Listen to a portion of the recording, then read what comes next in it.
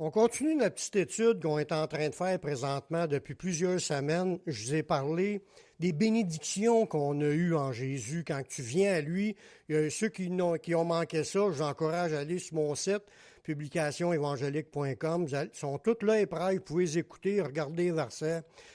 Plein de choses que Dieu a entrepris, au moins une douzaine de messages, que des choses que Dieu a promis et qu'il est en train de faire dans chacun de nous. C'est des bénédictions de Dieu à cause qu'on a donné notre vie au Seigneur. On s'est engagé à le suivre, il nous bénit.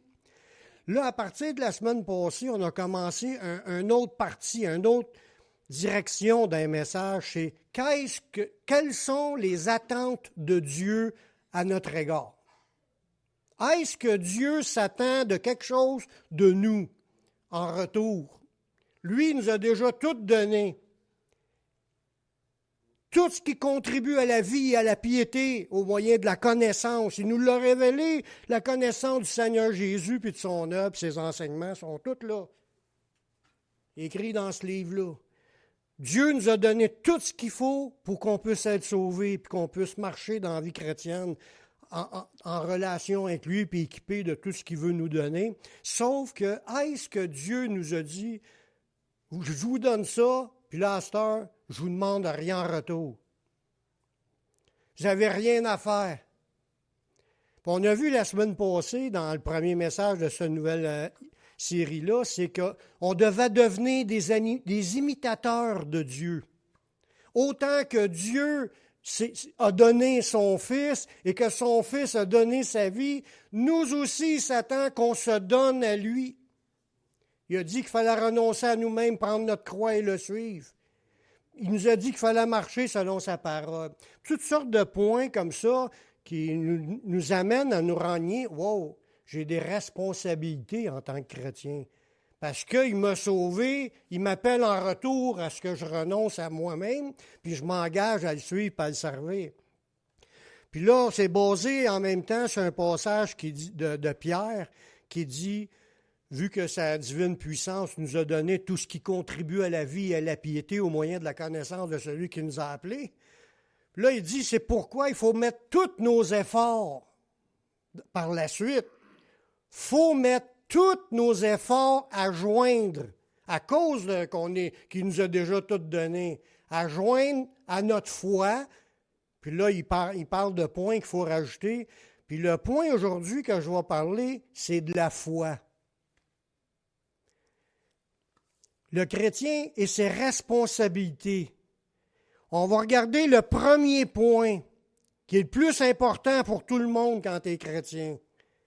Parce que il y a beaucoup de plaisir dans la vie chrétienne. On a le plaisir de se rencontrer, de chanter, la vie normale. Mais là, on va voir le premier point en commun qu'on a tous, puis c'est nécessaire pour notre salut, puis qu'on a tous, mais qu'il faut travailler là-dessus. C'est notre foi. On va regarder le premier point, c'est le point de départ qu'une personne doit avoir pour débuter sa vie dans le Seigneur. C'est la foi. Dans Hébreux 11:6, or, sans la foi, il est impossible de lui être agréable. Est-ce que ça se peut qu'il y ait des gens qui soient assis dans l'Église puis qu'il n'y ait pas de foi? Pas la foi que Dieu demande. On peut être assis à l'Église parce que c'est un club social. C'est comme un club social. Tu vas voir un psychologue aujourd'hui, je te conseille de te joindre à un groupe à quelque part, puis les relations avec les autres, ça va t'aider moralement. Il y en a qui peuvent prendre l'Église juste comme un club social. Il y en a qui peuvent prendre l'Église juste parce que mon arrière-grand-père allait à l'Église, mon grand-père allait à l'Église, mon père allait à l'Église, puis moi je vais à l'Église, mais il ne sait pas pourquoi qu'il y va, mais il va par tradition. Ça se peut qu'il y ait du monde avec les générations qui passent, là, qui ne savent même pas pourquoi ils sont à l'Église. Ils sont contents d'être à l'Église. Je ne dis pas qu'ils n'ont pas une joie ou un bien-être parce que c'est tout du monde honnête, c'est tout du monde fin, c'est tout du monde poli. Ils m'accueillent en rentrant, puis c'est plaisant d'aller à l'Église. Mais la question qu'il faut se poser, est-ce qu'on a la foi? Dans le verset dans Hébreux, je viens de lire, là, c'est « Or, sans la foi, il est impossible d'être agréable à Dieu. » Dieu, Quand il regarde les gens, il ne regarde pas rien que si les gens s'aiment, si les gens ils sont fins, si les gens parlent bien aux autres, s'ils sont gentils, s'ils sont généreux. Ça, c'est tous des points secondaires. Le premier point que tous les chrétiens doivent avoir, c'est la foi. Vous pouvez dire amen n'importe quand. Parce qu'il dit la raison dans ce verset-là. Car il faut que celui qui s'approche de Dieu croit que Dieu existe. Fait que la première raison pourquoi on est assis ici, c'est parce qu'on croit que Dieu existe. Est-ce que vous croyez que Dieu existe? En plus, qu'il est le rémunérateur de ceux qui le cherchent. Il est celui qui donne ses cadeaux à ceux qui le cherchent. C'est qu'il ne veut pas juste qu'on sache qu'il est là. Il veut qu'on sache qu'il y a des cadeaux à nous donner. Est-ce qu'il y en a qui veulent les cadeaux de Dieu? Amen. Les gens aujourd'hui ils utilisent le mot foi comme un terme large. On appelle foi, que ce soit à partir d'une simple croyance ou jusqu'à une ferme conviction. Tu peux le prendre dans bien des... mais moi, je crois que, mettons, je passe pas en dessous d'une échelle, c'est dangereux. Il y a la foi, il y a une croyance, là. Pour certaines personnes, c'est la foi.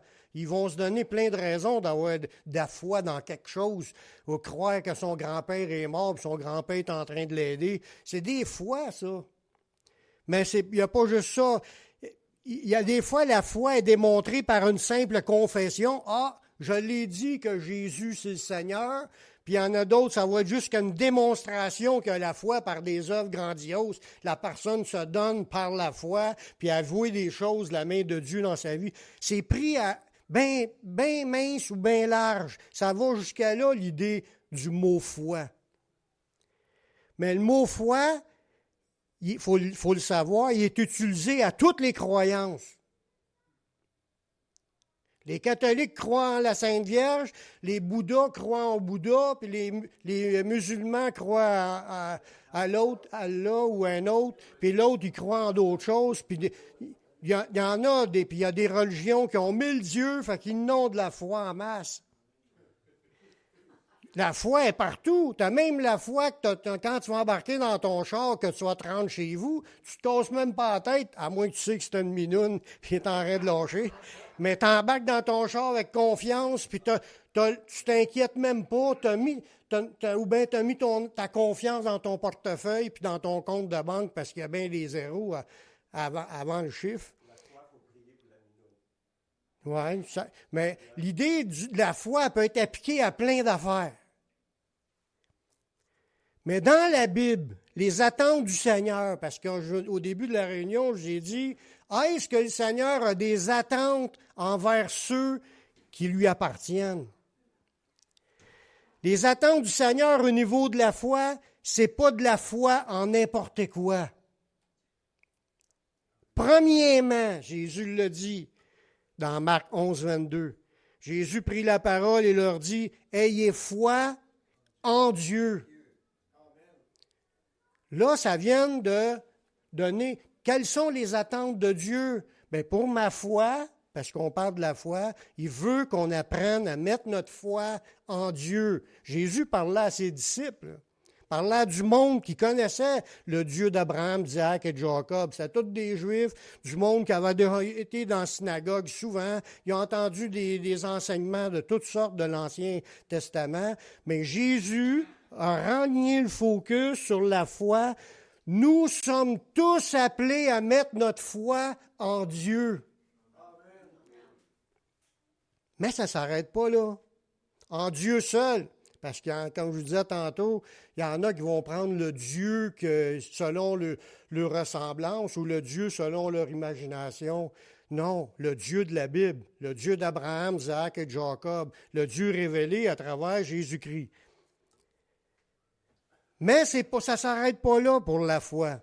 Nous, les chrétiens, nous sommes aussi enseignés à garder la foi qui a été transmise aux saints. On parle de la sainte doctrine. Dans Jude 1, verset 3, ça nous dit « Bien-aimés, comme je désirais vivement vous écrire au sujet de notre salut commun, je me suis senti obligé de le faire afin de vous exhorter à combattre pour la foi qui a été transmise aux saints une fois pour toutes. C'est quoi cette foi-là qui a été transmise aux saints? C'est la sainte doctrine, les enseignements. Les apôtres ont mis par écrit les enseignements de Jésus et des apôtres, puis des révélations de l'Apocalypse. C'est tout écrit là-dedans. Puis la Bible appelle les chrétiens à combattre pour la foi. Quand tu combats pour la foi, oui, là, il faut que tu commences à trier. Je combats pour le vrai Dieu, puis je combats aussi pour la parole de Dieu. Ça a été transmis aux saints. Puis il nous exhorte, en tant que chrétiens, c'est une des attentes de Dieu, qu'on se mette à se battre pour défendre ce qui est écrit là-dedans. Parce que c'est la parole de notre Dieu. Si on continue ce verset-là, il donne la raison pourquoi que les chrétiens doivent se battre pour cela. Car il s'est glissé parmi vous certains hommes dont la condamnation est écrite depuis longtemps. C'est des impies. Ils changent la grâce de Dieu en dissolution. La dissolution, c'est de la débauche sexuelle. Dans ce temps-là, il y avait des églises qui par les enseignements de faux prophètes, de faux docteurs, ils étaient dans les églises, puis le monde vivait dans la débauche dans l'église, des parties. Puis ils ont changé la grâce de Dieu en vivant tout croche, puis ils ne suivaient pas ce qui était écrit là, puis là, il dit, commencez à vous battre pour ce qui est écrit là-dedans. C'est la foi qui a été transmise, puis il faut s'assurer qu'on conserve ce qui est écrit là, sans en ajouter, sans en enlever, voyez-vous? Puis il renie notre maître, notre seul maître et notre Seigneur Jésus-Christ. Par nos œuvres, par nos manières de vivre, on peut être en train de renier ce qui est écrit là-dedans, en faisant le contraire. Se battre pour l'Évangile, se battre pour la foi, c'est de vouloir la mettre en pratique. Amen. Et après ça, quand tu as l'occasion, tu en parles aux autres. C'est de même qu'on défend ce qu'il y a là. Tu ne verras pas, c'est rarement arrivé que Jésus apparaisse, commence à s'ostiner avec les autres qui sont dans notre siècle. Bien rare. Mais il s'attend à ce que nous, on prenne position. On est la colonne et l'appui de la vérité. On est là pour défendre ce que Dieu nous a transmis. Défendre la foi, se combattre pour la foi, c'est de rester fidèle à ce qu'il y a là-dedans. La Bible nous révèle, parce que là, on parle de la foi encore, là. La Bible nous révèle qu'il y a des différences aux yeux de Dieu pour évaluer la foi, quand il nous regarde. Jésus l'a démontré quand il était sur la terre. Puis on le voit dans les enseignements qu'il y a là-dedans. La Bible, elle parle de ceux qui ont une foi morte. Tu as beau savoir que Dieu il est le sauveur, qu'il est mort sur la croix pour pardonner tes péchés. Puis dans Jacques 2, 26, Jacques il dit « Comme le corps sans âme est mort, de même la foi sans les œuvres est morte. » Ça veut dire que tu peux penser que tu as la foi, mais si tu ne vis pas ta vie chrétienne comme c'est supposé, tu es en train de travailler contre Dieu, travailler contre le Saint-Esprit. Tu es en train de pas de défendre la foi, tu es en train d'encourager la rébellion contre ce qui est écrit. Puis les gens qui n'ont pas les œuvres qui vont avec pour démontrer qu'ils ont la foi, mais la Bible appelle ça une foi morte. Le but d'aujourd'hui, ce n'est pas de condamner personne, c'est de vous exciter à avoir une foi vivante, une foi qui est dans une foi qui marche dans le Seigneur. Un autre beau passage, pour faire ça rapide, il y a ceux qui ont une faible foi. C'est dédié par Jésus. C'était dit par les apôtres aussi. Comme là, dans ce passage-là, dans Romains 14, 1, ça nous dit « Faites accueil à celui qui est faible dans la foi. » Fait qu'on peut avoir la foi, une faible foi. Puis Dieu le voit, puis il nous dit d'accueillir même les faibles. Il y a ceux qui... Puis faible dans ce passage-là, c'est être faible, être sans force, sans puissance. Fait qu'une foi qui n'a pas de force, là, c'est une foi qui... Peut-être qu'il y a un doute de temps en temps, peut-être qu'il n'est pas sûr, peut-être... Il sait que Jésus est mort, mais dans sa vie de tous les jours, il n'y aura pas des victoires, une par derrière l'autre. Ça va être... il subit des défaites, puis il ne sait pas comment s'en sortir, mais il y a la foi que Jésus sauve, il s'accroche. Puis ça s'appelle une faible foi, puis être même malade dans la foi. Parce que Dieu ne veut pas qu'on reste dans un état de faible dans la foi.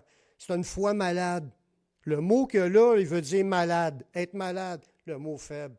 Une foi malade, c'est que Dieu l'accueille pareil, mais il ne veut pas qu'il reste malade. Vous allez voir tantôt de ce que je vais emmener là-dessus. On continue avec une idée. Il y a ceux qui ont peu de foi. Il y a aussi ça qui a été dit par le Seigneur dans Matthieu. Pourquoi avez-vous peur, genre de peu de foi? C'est des gens qui savaient que Jésus était le Sauveur. Ils ont vu des miracles, ils ont vu des affaires, mais la foi n'est pas forte. Mais il y en a quand même un peu. Ils ne sont pas rejetés par le Seigneur. Ça se peut que, moi je pense que les chrétiens qui s'inquiètent, les chrétiens qui ils sont bouleversés ou virés à l'envers parce qu'il arrive des événements négatifs dans leur vie, c'est une faible foi. Mais Dieu nous a accueillis quand même, mais Dieu veut qu'on réalise qu'il y a cette position-là, puis Jésus ne s'est pas gêné de le dire à ses disciples. Puis est-ce qu'il nous dira la même chose? Il y a ceux qui ont une grande foi. Dans l'Église, il y en a toutes les sortes. Hein. Il y en a des faibles, il y en a des peu de foi, puis il y en a qui ont une grande foi, puis il y en a qui ont une foi morte. C'est dans l'Église, ça. C'est donné pour qu'on le réalise, ces enseignements-là. Ceux qui ont une grande foi, eux autres, c'est quelques exceptions. Ils marchent par la foi, puis ils voient des miracles, puis ils voient des choses arriver dans leur vie parce qu'ils ont une grande foi. Puis ça a été vu dans la parole, dans Luc, que le Seigneur, au moins à 2 passages, il a déclaré que le centenier ou bien la femme qui voulait que sa fille soit guérie, tout ça, mais il les a dit qu'il avait une grande foi. On prend l'exemple du centenier. Lorsque Jésus entendit ces paroles, il admira le centenier, puis se tournant vers la foule qui le suivait, il dit, « Je vous le dis, même en Israël, je n'ai pas trouvé une aussi grande foi. » C'est tout un honneur de se faire déclarer comme ça par le Seigneur. Puis il pourra dire la même chose de chacun de nous, en autant qu'on obtient ou qu'on cherche à avoir cette foi-là. Mais il ne faut pas oublier, comme je l'ai dit tantôt, là, parce qu'on n'est pas là pour juger les autres. Y a-t-il une faible foi? Y a-t-il un peu de foi? Ou s'il y a beaucoup de foi? On n'est pas là pour juger les autres. C'est dans le but de s'auto-évaluer. Il ne faut pas oublier que Dieu il a accueilli aussi les faibles dans la foi, ceux qui ont une foi malade. Dans Romains 14, 1, ça nous le dit. Faites accueil à celui qui est faible dans la foi. Ça dit, discutez pas ses opinions. Un qui va pouvoir manger de tout, l'autre qui est faible ne mange que des légumes, que celui qui mange ne méprise point celui qui mange pas, puis celui qui mange pas ne juge point celui qui mange, car Dieu l'a accueilli. Fait que si Dieu a accueilli les faibles dans la foi dans l'Église, il faut que je sois capable, moi aussi, d'y faire accueil puis de les accueillir. On n'est pas là pour critiquer les faibles dans la foi, on est là pour les aider à grandir dans leur foi. Dieu nous parle de la foi qu'il recherche en nous. Il recherche à ce qu'on ait une foi ferme, solide, une base, une fondation, avec fermeté. C'est le même qui veut tous nous amener, pas juste un peu, pas juste une faible, une foi forte. Il veut nous amener là-dedans. Dans Hébreux 11.1, ça nous dit que la foi, c'est une ferme assurance. Puis le mot assurance, là, c'est le mot base, fondation. C'est une ferme fondation. Quand tu bâtis ta vie sur la foi, tu crois en Dieu, tu crois en sa parole, tu chasses de toi tous les doutes. Tu crois, puis tu appliques ta vie pour bâtir ta vie conforme à ce qui est écrit, parce que tu y crois, puis quelqu'un t'en parle, tu es prêt à la défendre, la parole, parce que tu es solide, tu es ferme dans la foi. C'est cette foi-là que Dieu veut nous amener. Il nous a accueillis en faible foi. Peut-être qu'on a accepté le Seigneur, on avait une faible foi, mais il veut nous amener à avoir une foi inébranlable, une foi ferme, une foi solide. Là, il dit, la foi, c'est une ferme assurance, puis c'est une démonstration de ce qu'on ne voit pas. Ça veut dire, une foi, c'est pas juste de la théorie. C'est une vie mise en pratique. Tu démontres ce que tu crois. Tu l'appliques à ta vie. Il y a quand le système a été changé ici au Canada, avant on marchait avec le système anglais, puis on a tombé sur le système métrique. Il y a eu un changement. À partir d'un certain moment, les mesures, ces contenants sont écrits en litres, en litres au lieu d'être en gallons, puis c'est écrit en centimètres au lieu d'être en pieds puis en pouces. Tout a été converti à un nouveau système. Mais quand on vient au Seigneur, il veut faire la même affaire. Notre ancienne vie, on pense à notre manière, dans nos buts, puis on marchait dans le péché, puis on riait de ça, jusqu'à temps qu'on se repente, qu'on réalise que Jésus est mort, puis on lui donne notre vie, puis maintenant, son attente au Seigneur, c'est qu'il veut nous convertir à un nouveau mode de vie. Une nouvelle vie est donnée dans le Saint-Esprit, mais le Saint-Esprit veut nous amener à l'appliquer en pratique, qu'on démontre notre foi en pratiquant ce qui est écrit. C'est de même. Son attente est ce qu'on devienne tous comme Jésus, un imitateur de Jésus, un imitateur de l'apôtre Paul, des gens consacrés qui se donnaient dans l'œuvre, puis ils sont solides, là, ils défendaient la parole. Il veut nous amener à être comme cela. Il y a un bout même dans la parole, il dit, vous devriez être tous des professeurs, puis vous avez encore besoin qu'on vous enseigne les choses de base. Mais on est tous appelés à comprendre, puis être capable de défendre, puis en l'appliquant à notre vie. Parce que la foi, c'est une démonstration de ce qu'on ne voit pas. Tu sais, tu ne vois pas Dieu, puis tu es capable de mettre ta confiance en lui au point que lui vienne faire des choses dans ta vie qui vont démontrer que tu l'es vraiment dans la foi. Il ne faut pas oublier que la foi peut grandir. Peu importe la grosseur de la foi qu'on avait quand tu as accepté le Seigneur ou que tu as maintenant. Peu importe la foi que tu es rendu aujourd'hui, elle peut encore grandir. On peut devenir plus ferme, plus fort, plus grande foi. C'est ce que Dieu a comme attente pour nous. Il ne nous critique pas en disant qu'on aura une faible foi. Il le dit pour que l'autre réalise, puis que là, il se mette à croire à plus, qu'il mette à vouloir plus. Tu sais. Il faut aspirer à voir que ça change. Dans Romains 10, 17, ça nous le dit bien. Or, la foi vient de ce qu'on entend, puis ce qu'on entend vient de la parole de Dieu. Plus qu'on va laisser rentrer ces paroles-là dans notre esprit, dans notre âme, dans notre cœur, dans notre être, là, plus qu'on va pouvoir vivre ce qu'il y a là. On l'a vu la semaine passée, hein, quand on parlait de bâtir sur le roc ou sur le sable. Il dit, celui qui met ces paroles-là en pratique, la pluie va venir, les torrents vont venir, ça va jeter contre la maison, puis elle va rester debout parce qu'elle est bâtie sur le roc. Mets en pratique la parole, crois-la, puis lis-la, puis apprends-la, puis applique-la, puis tu vas devenir de plus en plus fort dans le Seigneur. Ta foi va être grande. Tu vas vivre des épreuves incroyables, puis tu vas être encore debout. Puis ceux qui ne croient pas à cela, puis qui négligent la parole, puis ils bâtissent ça sur le club social, on est là parce que mon grand-père était là, ils ne comprennent pas, il va arriver des épreuves dans leur vie, puis ils n'ont rien pour s'appuyer. Il dit la maison va s'écrouler, puis sa ruine va être grande.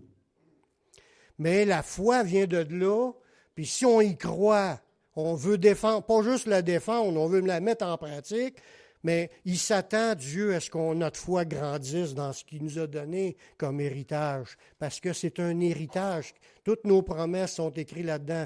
C'est un héritage, c'est un testament.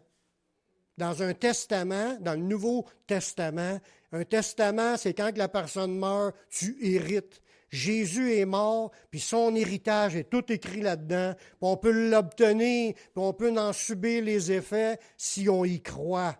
Est-ce que des hommes et des femmes qui croient à la parole de Dieu ici. Il faut rester attaché à cela, frères et sœurs.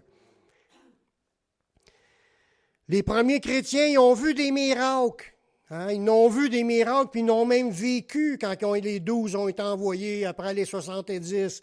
Puis ils étaient avec Jésus, puis à un moment donné, ils ont dit à Jésus, « Seigneur », dans Luc 17, 5, « Seigneur, augmente-nous la foi. » Ils avaient vu des miracles, mais il y avait encore besoin de plus de foi. Y en a-tu ici qui ont encore besoin de plus de foi? Moi, j'en ai besoin de plus encore. Puis là, le Seigneur lui dit, si vous aviez la foi, comme un grain de sénévé, vous diriez à ce sycomore, déracine-toi, plante-toi dans la mer, et il vous obéira. Il dit, les disciples disent, augmente-nous la foi. Puis Jésus leur a donné une parole pour leur dire, si vous auriez la foi, comme que vous êtes supposés, vous pourriez vivre cela. Mais ça, c'est une grande foi. Mais il leur a dit ça comme vision à atteindre, comme but à rechercher. En tant que chrétien, c'est une attente de Dieu qu'on arrive à être dans cette foi-là. On veut-tu devenir dans cette foi-là? Ça plaît à Dieu parce que sans la foi, il est impossible de lui être agréable. On a déjà un peu de foi, on l'a accepté, le Seigneur. On est là, pas pour rien, parce qu'on y croit. J'espère que tout le monde croit que Jésus est mort pour eux, puis vous êtes ferme, que vous êtes sauvés à cause que Jésus il a accompli ce qu'il fallait pour qu'on puisse être sauvé. Si vous croyez ça, vous avez de la foi. Maintenant, il faut travailler à l'augmenter. Puis on ne se critique pas, là, on fait juste s'encourager. Comme Jésus, c'est un spécialiste de l'encouragement. L'apôtre Paul, il a témoigné dans la parole que la foi des Thessaloniciens avait fait de grands progrès. Puis en même temps que leur amour pour les autres aussi avait augmenté. Ça veut dire que quand tu es chrétien, tu n'es pas appelé à rester au même niveau. Il faut qu'il y ait une croissance. Tu vois ça dans 2 Thessaloniciens 1,3. Il dit, nous devons à votre sujet, frères, rendre continuellement grâce à Dieu, comme cela est juste, parce que votre foi a fait de grands progrès. Est-ce qu'on veut que notre foi fasse de grands progrès? Si on le veut, Dieu est capable de nous le faire, ce progrès-là, si on a cette attente-là. Seigneur, viens faire en nous ce progrès-là, nous faire progresser dans la foi. Et que la charité de chacun de vous tous à l'égard des autres augmente de plus en plus.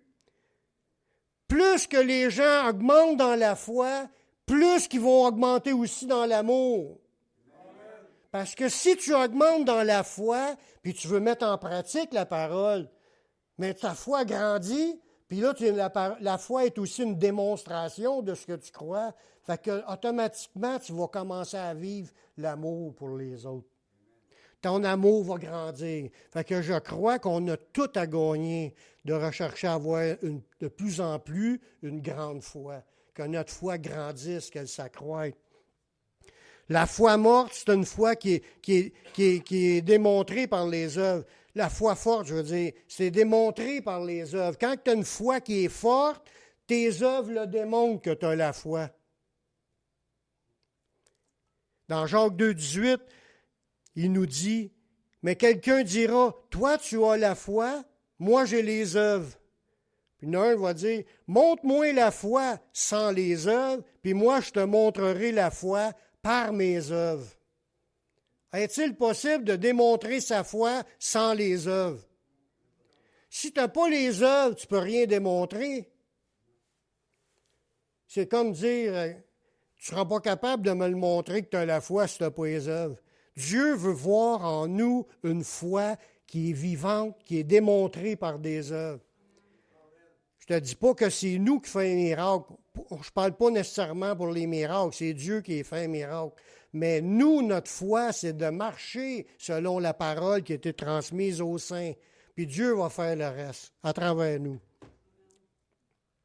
Dieu recherche en nous une foi à l'exemple d'Abraham. Ça nous dit ça dans Jacques chapitre 2, verset 21. Ça dit, Abraham, notre père, ne fut-il pas justifié par les œuvres lorsqu'il offrit son fils Isaac sur l'autel? Tu vois que la foi agissait avec ses œuvres et que par les œuvres, la foi fut rendue parfaite.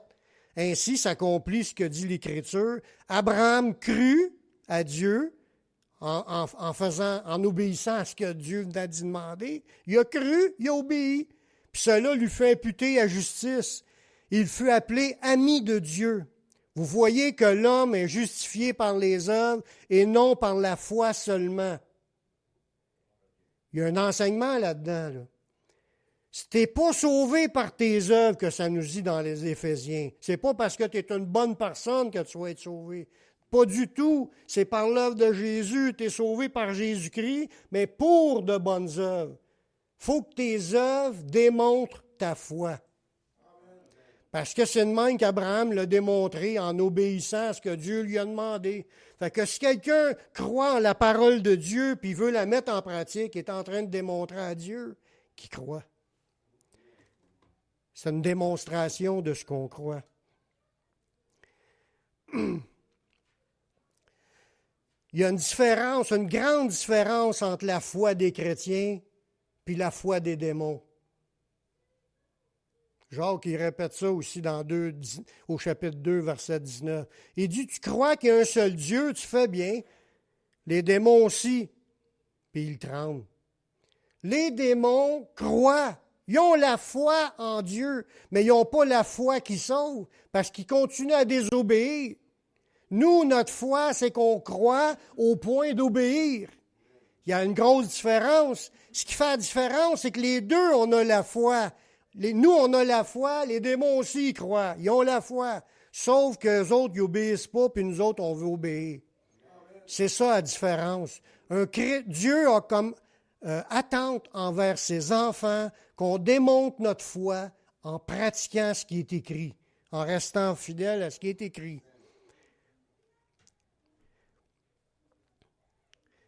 Paul, il nous a averti que des fois, là, nos œuvres peuvent témoigner le contraire de notre bouche.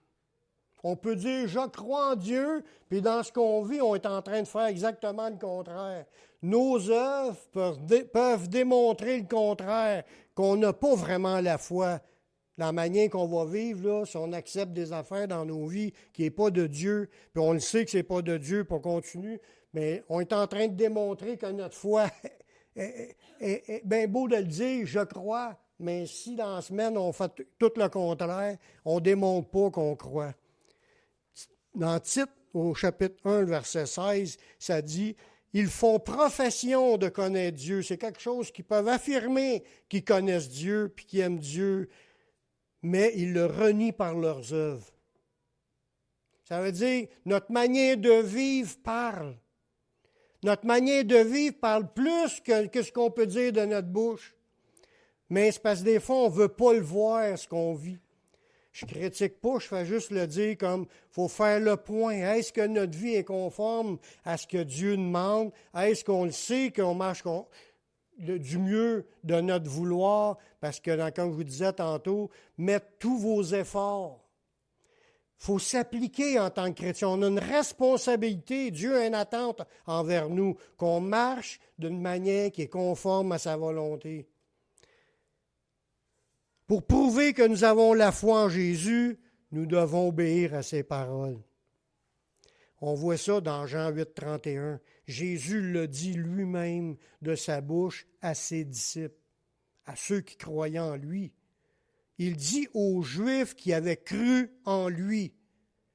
Ça s'adresse à des croyants, ça s'adresse à des gens qui croyaient que Jésus était le Sauveur. Il dit, si vous demeurez dans ma parole, vous êtes vraiment mes disciples. Ça reste encore dans la même ligne de pensée. Si tu restes dans sa parole, tu es vraiment un disciple. S'il y a une église qui dit, là, la Bible est démodée, c'est plus à la mode, c'est passé date, c'était dans ce temps-là, si les églises pensent de même, puis là, ils prêchent toutes sortes d'affaires positives, des affaires plaisantes, puis ils ne ramènent pas pour qu'on se rajuste à ce qui est écrit là, mais c'est une église qui entraîne le monde dans le péché. C'est un club social. Sortez d'une église comme cela. Marchez dans une église où ce qui prêche la sainte doctrine.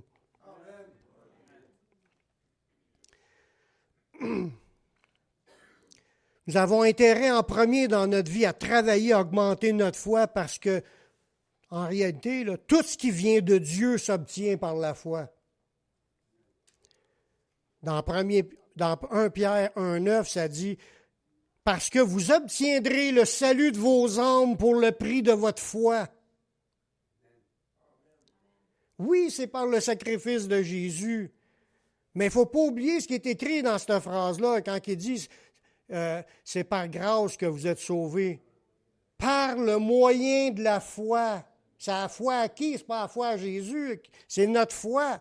C'est par le moyen de la foi qu'on saisit la grâce de Dieu. Puis il dit, vous obtiendrez le salut de vos âmes pour le prix de votre foi. Les chrétiens doivent rechercher à grandir dans la foi parce que c'est le moteur, c'est le centre de notre salut et grâce à ça. C'est grâce à Jésus, j'enlève pas sa part, mais moi je parle de notre part, qui est une attente de Dieu. Il s'attend de nous qu'on marche par la foi jusqu'à la fin. Amen. Un autre verset dans Matthieu 21, 22 dit « Tout ce que vous demanderez avec foi par la prière, vous le recevrez. » Fait qu'à ce moment-là, là, qu'il faut bien regarder, là, est-ce que quand on est en train de prier, qu'on demande dans un état qu'on est un gars obéissant à la parole? Il dit tout ce que tu demandes avec foi, c'est pas juste une conviction intérieure, c'est aussi une démonstration dans ta vie. Si un chrétien marche tout croche puis il pense qu'il va être exaucé dans toutes ses affaires, pense pas. Il y a d'autres versets qui parlent de ça. Il y a un verset qui dit pour ceux qui veulent aimer la vie et voir des jours heureux, qu'il préserve sa langue du mal, ses lèvres des paroles trompeuses, qu'il s'éloigne du mal, qu'il recherche le bien, qu'il recherche la paix et la poursuive, car les yeux du Seigneur sont sur les justes et ses oreilles sont attentives à leurs prières, mais la face du Seigneur se détourne contre ceux qui font le mal. C'est écrit dans le Nouveau Testament, ce verset-là. Ça veut dire que notre manière de vivre est importante si on veut être exaucé. Notre foi est démontrée par notre pratique de tous les jours. Amen. Puis je finis avec un dernier verset. Nous sommes encouragés par le Seigneur à persévérer dans la foi afin d'obtenir ses promesses. Parce que des fois, les exaucements ne sont pas instantanés. Oui, il y en a des fois des exaucements instantanés, mais il y en a d'autres, des exaucements qui sont au bout de 6 mois, 1 an, 5 ans, 25 ans, 20 ans. Il y a des prières qui sont exaucées au bout d'un grand nombre de temps, puis il nous dit de persévérer dans la foi. Tu as foi en Dieu, puis tu crois en sa parole, tu persévères à mettre en pratique, tu persévères à t'attendre de Dieu parce que tu as la foi en Dieu, puis à un moment donné, Dieu exauce, parce que c'est ceux-là qui ont la foi et la persévérance qui vont hériter des promesses. Dans Hébreux 6, 11, nous désirons tous que chacun de vous montre le même zèle pour conserver jusqu'à la fin une pleine espérance. Fait qu'il ne faut pas lâcher, frères et sœurs, de continuer à espérer et à mettre notre foi en Dieu, en sorte que vous ne vous relâchiez point. Il ne faut pas lâcher. Il ne faut pas lâcher dans aucun domaine de la foi. Et que vous imitez ceux qui, par la foi et la persévérance, héritent les promesses. Il y a plein de promesses pour le monde présent, puis il y a les promesses à venir qu'on doit recevoir. Puis c'est ceux qui vont avoir la foi et de la persévérance. Ça veut dire qu'on ne lâche pas. On continue à mettre notre foi dans le Seigneur, puis on va continuer jusqu'à temps qu'il vienne nous chercher. Amen. C'est ça qui sont les attentes du Seigneur. Je vous encourage à marcher par la foi, mais à marcher dans l'obéissance à ce qui est écrit. Ça fait aussi dire que vous marchez dans la foi. Puis continuez à vous attendre sur le Seigneur, puis le Seigneur nous regarde, puis il est content. Il est heureux de voir ses enfants qui s'accrochent, qui persévèrent, qui ne lâchent pas, puis à un moment donné, les bénédictions tombent dans nos vies. Amen. On va prier.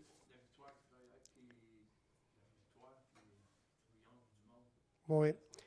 Notre victoire qui triomphe du monde, c'est notre foi. Seigneur, On est ici, puis on croit en toi, Seigneur. Puis on veut te le dire qu'on croit en ta parole. On croit en tout ce que tu nous dis, Seigneur. Puis on veut marcher par la foi. Puis on le sait qu'on est faible, on le sait qu'on est peu de foi, on le sait que même des fois, on ne montre rien pour démontrer qu'on a la foi, que on pourrait quasiment dire qu'elle est morte. Mais nous, c'est pas ça qu'on veut, on veut avoir une grande foi. Je te demande d'augmenter notre foi et nous guider dans cette foi-là, autant dans l'espérance pour les choses qu'on attend, autant aussi pour l'obéissance dans les choses qui sont écrites. Garde-nous dans la foi qui sauve et donne-nous de persévérer jusqu'à la fin afin d'obtenir toutes tes promesses. Je te remercie pour tout ce que tu vas faire au milieu de nous. Je te prie dans le nom de ton Fils Yeshua. Amen.